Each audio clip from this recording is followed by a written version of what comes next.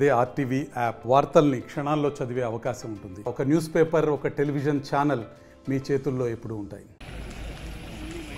Pollution control board member secretary గారు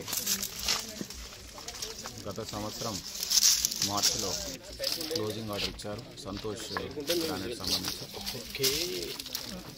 దీని owner proprietor కూడా మధుసూదన్ రెడ్డి గారు. దాని గురించి pollution control board executive engineer, AD mines అధికారులు, స్థానిక స్థానికులతో పాటు వచ్చి దీన్ని సీజ్ చేయడం జరుగుతుంది. పోలీసు వారి యొక్క సహకారంతో పొల్యూషన్ కంట్రోల్ బోర్డు సంబంధించినటువంటి నియమ నిబంధనలు పాటించని కారణంగా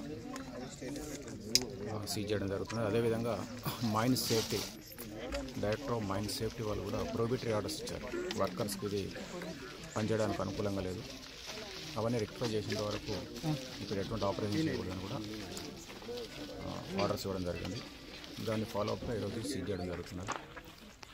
అందరూ మైన్స్ యొక్క యాజమాన్యానికి అందరికీ ఒకటే విన్నపం, నియమ నిబంధనలకు అనుసరించి వర్క్ చేసుకోండి, కండిషన్స్ను వైలేట్ చేయకూడదు.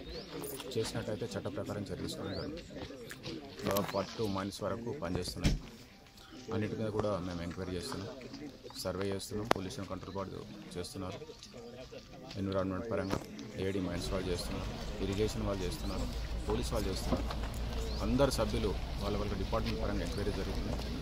అన్నీ ఒకసారి కన్సాలిడేట్ చేసిన తర్వాత ఒక కాంప్రహెన్సివ్ యాక్షన్ తీసుకుంటాం. అంటే 1 వీక్లో ఇస్తాం.